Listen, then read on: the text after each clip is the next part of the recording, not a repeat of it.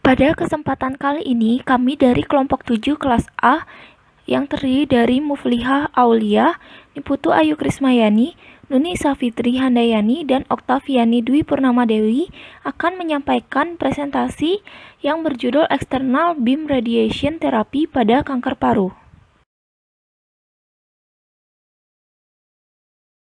Pada presentasi kali ini, ada beberapa topik pembahasan yang ingin kami sampaikan. Bagian pendahuluan yang terdiri dari latar belakang serta tujuan, kemudian pembahasan terdiri dari prinsip radiobiologi, sejarah EBRT pada pasien kanker paru karsinoma bukan sel kecil atau disingkat KPK-BSK, lalu stage pada KPK-BSK, terapi pada KPK-BSK, dan efek sampingnya. Dan yang terakhir adalah bagian penutup, yakni kesimpulan. Latar belakang. Kanker paru didefinisikan sebagai tumor ganas yang berasal dari lapisan epitel bronkus. Tipe histologis kanker paru dibagi menjadi dua, yaitu kanker paru jenis karsinoma bukan sel kecil dan kanker paru jenis karsinoma sel kecil. Prinsip terapi kanker paru merupakan terapi multimodalitas meliputi 1. Pembedahan, 2. Radioterapi, 3. Kemoterapi, 4. Terapi target, 5. Imunoterapi, dan 6 adalah terapi gen. Radioterapi merupakan salah satu modalitas terapi kanker dengan menggunakan sinar radiasi pengion berenergi tinggi, yang juga dapat digunakan secara luas untuk pengobatan kanker paru baik kuratif atau paliatif. Jenis-jenis radioterapi secara garis besar dibedakan menjadi 3, yaitu 1. External Beam Radiation Therapy atau EBRT, 2. Brachytherapy, 3. Internal Radiation Therapy atau IRT. EBRT sumber radiasinya berasal dari pesawat radioterapi yang ditempatkan pada jarak tertentu terhadap organ target, yang dihasilkan baik dalam bentuk foton atau gelombang elektromagnetik seperti sinar X atau sinar gamma, atau radiasi partikel seperti elektron atau sinar gamma, proton atau heavy ion. External beam radiation therapy yang banyak digunakan dalam pengobatan kanker paru dapat digunakan secara tunggal atau sebagian dari regimen yang meliputi kemoterapi, pembedahan, atau keduanya. Tujuan dilakukannya studi ini adalah untuk mengetahui prinsip dan penerapan external beam radiation therapy untuk terapi kanker paru-paru.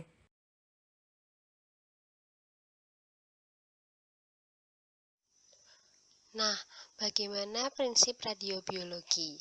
Jadi, radiobiologi itu merupakan istilah untuk menjelaskan efek radiasi pengion terhadap sel dan jaringan tubuh, baik sel normal maupun sel kanker. Karena tadi radiobiologi itu nggak bisa membedakan sel normal maupun sel kanker, dua-duanya juga kena, maka akan ada resiko kerusakan sel normal juga. Nah, untuk menekan resiko kerusakan sel normal ini dapat dilakukan pemberian dengan teknik fraksinasi atau pembagian dosis radiasi. Karena di samping sel normal ini memiliki waktu yang cukup untuk melakukan perbaikan kondisinya, sel normal itu juga memiliki kemampuan pemulihan sel yang lebih baik dibandingkan sel kanker.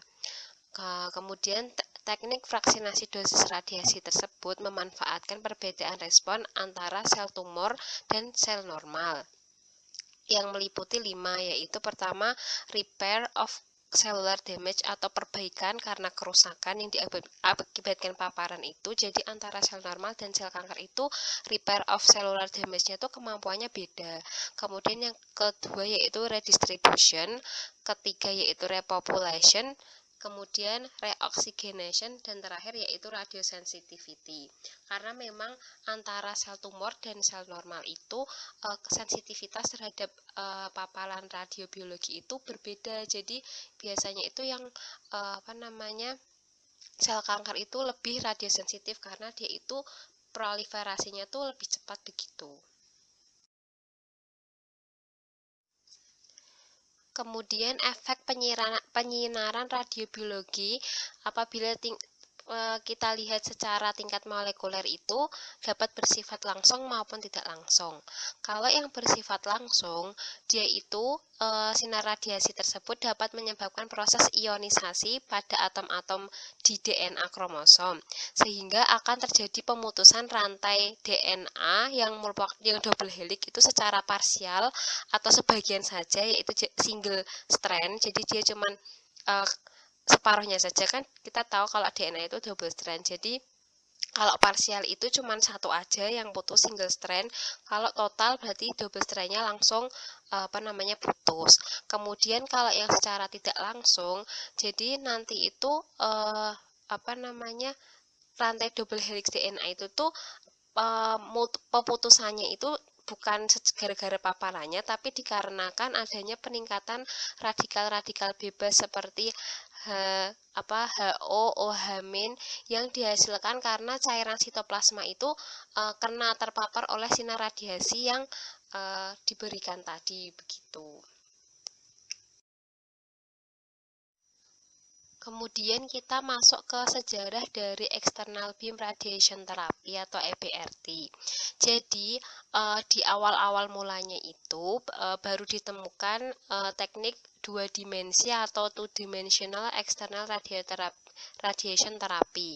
Jadi dia itu prinsipnya itu masih dua dimensi atau secara konvensional. Jadi dia itu belum bisa mengindra ukuran dari si tumor atau si kankernya, begitu. Jadi dia tuh ya cuman gambar aja dua dimensi gitu pencitraannya begitu. Kemudian yang kedua, karena udah ada ditemukan CT dan MRI itu dijadikan landasan untuk membuat tiga dimensi. Jadi kalau di sini itu udah mulai bisa memperkirakan ukuran dari tumornya, jadinya makanya bisa meminimalisir paparan radiasi terhadap jaringan sehat. Jadi kayak gara-gara dia itu bisa tahu, oh segini ukuran dari tumornya, jadi dia tuh ngasihnya dosis tuh juga enggak melebihi gitu loh, paparannya yang diberikan tuh, radiasi yang diberikan itu tidak melebihi ukuran sekian. Jadi yang jaringan sehat, jaringan normalnya itu enggak terlalu banyak kepapar. Kemudian yang selanjutnya yaitu teknik dengan 4 dimensi atau 4-dimensional radiation therapy ini. Jadi dia itu kalau yang 4 dimensi ini udah menggunakan alur bantuan komputer untuk bisa memperkirakan lebar dan dosisnya itu udah pakai komputer gitu. Nah, selanjutnya itu ditemukan teknik IMRT atau teknik intensity modulated radiation therapy. Nah, kalau di sini tuh radiasinya itu dibagi menjadi beberapa komponen, jadinya bisa menekan kemungkinan terkenanya jaringan sehat. Jadi nggak langsung dosis tinggi dengan langsung dosis sepenuhnya dosis tinggi pada waktu tersebut, tapi dibagi menjadi beberapa komponen begitu. Kemudian yang terbaru yaitu teknik stereotaktik radioterapi, itu dibagi dua jenis, yaitu stereotaktik radiosurgery sama stereotaktik radioterapi. Kalau yang stereotaktik radiosurgery itu, jadi dia itu radiasinya itu berupa multiple pada tumor target, dan dia itu pakai dosis tinggi pada tumor, sehingga cuman sedikit yang diharapkan seperti itu, sehingga jaringan sehatnya itu kenanya cuman minimal gitu loh, diminimalkan. Kemudian kalau yang stereotaktik radioterapi ini sebenarnya mirip-mirip, tapi dia itu pakai radiasi dosis tinggi juga, tapi dia itu bedanya menggunakan turunan robot begitu. Nah, kemudian kalau penggunaan external beam radiation therapy sendiri untuk kanker paru, kalau jurnal yang kami gunakan ini dia itu spesifik pakai kanker paru yang jenis karsinoma bukan sel kecil atau KPK BSK. Nah, kalau yang untuk KPK BSK ini EBRT-nya itu dosis radiasinya itu biasanya sekitar 50 sampai 65 GY selama 5 sampai 6 minggu. Kemudian terapi ini tuh bisa diberikan sebagai terapi tunggal atau bersamaan dengan kemoterapi atau kemoradiasi. Kemudian dia juga bisa sebagai terapi adjuvan dan neoadjuvan pada pembedahan. Jadi diberikan sebelum atau setelah dari pembedahan. Biasanya sih setelah ya untuk jadi setelah dia itu dibedah nanti untuk membersihkan sisa-sisa tumor atau kankernya yang masih tersisa di paru begitu. Kemudian bisa juga dia itu digunakan untuk pasien stadium 1 dan 2 yang biasanya tuh nggak bisa mentolerasi untuk operasi. Jadi bisa jadi pilihan untuk yang misal kontraindikasi apabila dilakukan operasi begitu. Kemudian untuk terapi profilaksis atau pencegahan. Kemudian yang terakhir bisa untuk terapi paliatif, misalnya untuk nyeri atau pencegahan fraktur patologis pada metastatis ke tulang begitu. Nah, tadi disebutkan kalau bisa digunakan terapi EBRT ini untuk KPK-BSK yang stadium 1 dan 2. Nah, ini dijelaskan lebih spesifik berapa dosis total yang bisa diberikan kepada penderita KPK-BSK stadium 1-2 ini.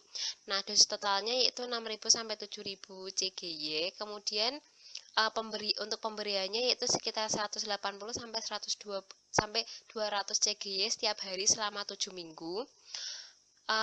Biasanya itu kalau yang stadium 1 dan 2 itu memang tidak ditemukan limfonodi mediastal pada KPK-BSK stadium 1 dan 2 ini, sehingga nanti itu penyinarannya hanya pada bagian gross tumor volume aja dan limfonodi yang cuma berdekatan dengan titik tumornya itu, bukan yang limfonodi mediastinal gitu. Kemudian kalau dia itu tujuannya kuratif, maka bisa diberikan.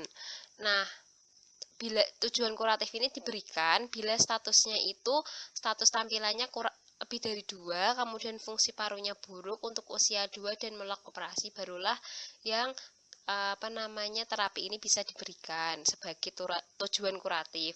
Kemudian radioterapi ini juga bisa diberikan sebagai terapi tunggal tanpa tambahan kemoterapi, karena memang ada beberapa penelitian yang bahkan mengatakan bahwa kalau radioterapi ini dipakai dengan kemoterapi, maka bisa tidak menunjukkan ketahanan hidup atau bahkan hasil terapinya juga jadi lebih buruk begitu. Slide selanjutnya menjelaskan tentang KPK-BSK Stadium 3. Terapi yang direkomendasikan oleh NCCN atau National Comprehensive Cancer Network meliputi kemoterapi konkuren dan radioterapi atau kemoradiasi. Kemoterapi diberikan pada interval bervariasi, dan radioterapi diberikan setiap hari. Dosis yang diberikan apabila bersamaan dengan kemoterapi sebesar 6.000 sampai 6.300 centigrade dan fraksi 180 sampai 200 centigrade selama 7 minggu. Menurut hasil penelitian, IMRT merupakan teknik yang efektif dengan toksisitas akut masih dapat ditolerir, juga saat dikombinasikan dengan kemoterapi secara bergantian atau bersamaan. KPK-BSK stadium 4 terjadi ketika penyebaran ke paru kontralateral, metastatis ke hepar, otak atau tulang, dan produksi cairan berisi sel kanker di dalam rongga pleura.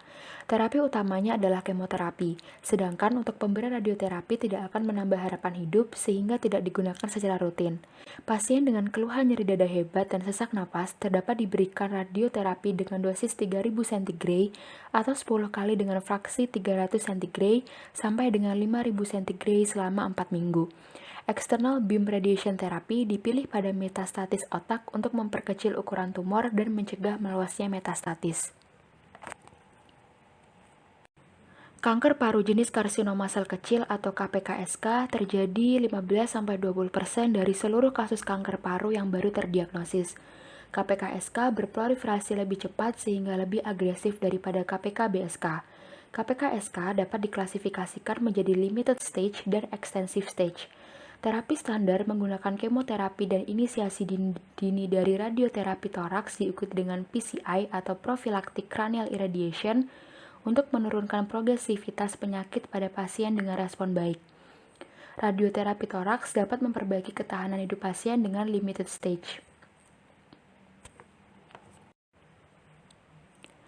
Pemberian radioterapi toraks memperhatikan waktu pemberian kemoterapi dan radioterapi, volume sisi yang diradiasi, dosis radiasi, dan vaksinasi radioterapi. NCCN merekomendasikan pemberian radioterapi secara konkuren dengan kemoterapi dan radioterapi dimulai dalam 1 atau 2 siklus. PCI sebaiknya tidak diberikan secara bersamaan dengan kemoterapi sistemik karena peningkatan risiko neurotoksisitas, fatigue, nyeri kepala, dan mual muntah merupakan efek toksik akut yang paling sering terjadi. Prosedur pada radioterapi didasarkan pada ketepatan penghantaran radiasi dosis tinggi pada lokasi tumor tanpa merusak jaringan sehat di sekitarnya, sehingga penempatan posisi pasien, pembatasan volume target, dan penentuan area radiasi merupakan langkah-langkah penting yang perlu diperhatikan dalam perencanaan proses radioterapi. Selanjutnya adalah simulasi. Simulasi merupakan prosedur di mana seorang ahli onkologi radiasi dan teknisi simulasi atau biasanya adalah seorang teknisi radioterapi atau RTT memposisikan pasien dengan tepat selama terapi sehingga radiasi dipastikan tepat sasaran secara konsisten. Ada 2 macam simulasi yaitu virtual dan konvensional. Di samping adalah alur kerja EBRT. Yang pertama adalah perolehan data dari CT scan, kemudian simulasi menggunakan virtual, kemudian adalah penghitungan dosis, lalu verifikasi posisi pasien pada Linux, dan yang terakhir adalah pemberian radioterapi.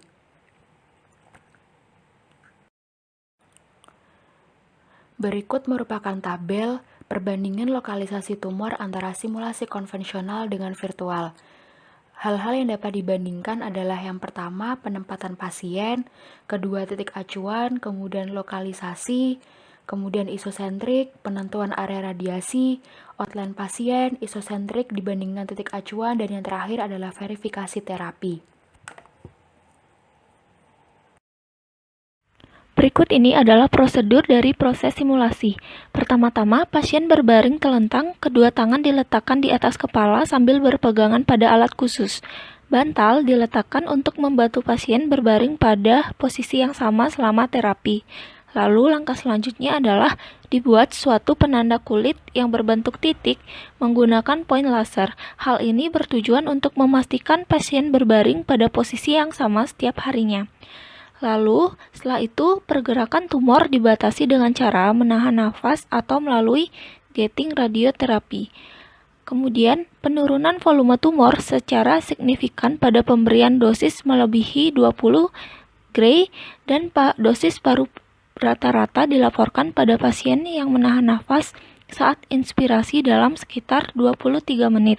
Dan yang terakhir adalah pemeriksaan menggunakan computed tomography akan menghasilkan gambar 3 dimensi digital virtual model yang terkomputerisasi dari toraks dan organ dalam pasien. Setelah melakukan simulasi, langkah selanjutnya adalah dilakukan rencana terapi. CT scan paling banyak digunakan dalam membuat rencana terapi ini. Dilakukan simulasi secara elektronik ke komputer yang sudah dilengkapi perangkat lunak perencanaan terapi. Potongan gambar diperlihatkan ulang dan struktur anatomi diberikan garis pembatas dengan warna yang berbeda. Gabungan dari potongan gambar dengan garis pembatas akan membentuk volume struktur anatomis. Volume bentuk tumor asli disebut GTV. Biasanya diberikan tanda berupa garis berwarna merah. Ahli dosimetri dan radiasi onkologi selanjutnya merancang pembatas meliputi GTV dan limfonodi mediastinal setelah gambar tumor terlihat lebih jelas. Berikut adalah gambar kontur organ normal dan juga gambar GTV24. Dapat dilihat bahwa pada gambar GTV tersebut ada area yang berwarna merah. Hal tersebut menandakan adalah area yang terkena tumor. Metode terapi kanker dibagi menjadi 2 area, yaitu yang pertama menghadap ke dada pasien atau AP, yang kedua yaitu area menghadap ke punggung pasien atau PA. Pasien ditempatkan pada mesin Linux dengan posisi sama saat seperti simulasi setelah rencana terapi dibuat. Lalu, gambar radiografi diambil dan dilihat untuk memastikan apakah sesuai dengan pencitraan CT scan, perencanaan, dan konsistensi rencana terapi berbasis CT. Selanjutnya adalah pelaksanaan terapi. Radioterapi diberikan dengan durasi 5-7 menit dengan dosis untuk sebagian besar kanker paru berkisar antara 6.000 sampai 7.000 centigrade tergantung pada stadium dan bersamaan dengan kemoterapi atau tidak. Dosis yang dapat ditoleransi baik oleh pasien sekitar 180 sampai 200 centigrade tiap terapi. Evaluasi dilakukan seminggu sekali untuk menilai efek samping. Untuk ketepatan target terapi dilakukan dengan pengambilan radiografi dan CT scan setiap 5 kali terapi. Dalam pelaksanaan terapi, kemungkinan akan terjadi efek samping. Toksisitas atau efek samping tersebut dapat terjadi karena pengaruh radiobiologi dan efek radiasi pada sel dan jaringan normal. Efek samping akut pasien radioterapi dengan atau tanpa kemoterapi meliputi kemerahan dan iritasi kulit karena radiasi, esofagitis yang menyebabkan heartburn atau rasa tenggorokan tidak nyaman, iritasi paru yang menyebabkan batuk kering, perikarditis, serta sensasi tersetrum di punggung bawah atau tungkai saat menekuk leher. Efek samping akut akan membaik dalam waktu 2 minggu setelah menyelesaikan radioterapi. Namun ada juga kemungkinan terjadinya efek samping subakut yang terjadi pada waktu 1-6 bulan setelah menyelesaikan radioterapi. Efek samping subakut tersebut meliputi pneumonitis radioterapi dengan gejala nyeri dada, demam, sesak, dan batuk non-produktif. Tetapi hal ini jarang terjadi. Selain itu, ada juga kemungkinan terjadinya efusi perikard yang menyebabkan penekanan jantung, distensi vena leher, sesak nafas, dan takikardi. Efek samping jangka panjang juga dapat terjadi pada pasien yang meliputi fibrosis paru, fibrosis dan struktur esofagus, kerusakan otot jantung dan pembuluh darah yang meningkatkan risiko gagal jantung dan serangan jantung. Adapun faktor-faktor yang mempengaruhi derajat kerusakan paru antara lain usia, kemoterapi, teknik radiasi, luas area radiasi, dan vaksinasi dosis. Dengan demikian, faktor-faktor tersebut sebaiknya sangat diperhatikan dalam terapi yang diberikan pada pasien. Kesimpulan dari studi ini adalah 1. External beam radiation therapy merupakan jenis radioterapi yang paling sering digunakan pada kanker paru dengan sumber radiasi berasal dari mesin Linux dan difokuskan pada lokasi kanker. Yang kedua, external beam radiation therapy pada KPK-BSK bisa diberikan sebagai terapi tunggal bersamaan dengan kemoterapi atau sebagai terapi adjuvan dan neoadjuvan pada pembedahan. Yang terakhir adalah prosedur EBRT meliputi simulasi, perencanaan terapi, verifikasi, dan pemberian terapi radiasi. Demikianlah presentasi dari kami kelompok 7. Kami mengucapkan terima kasih.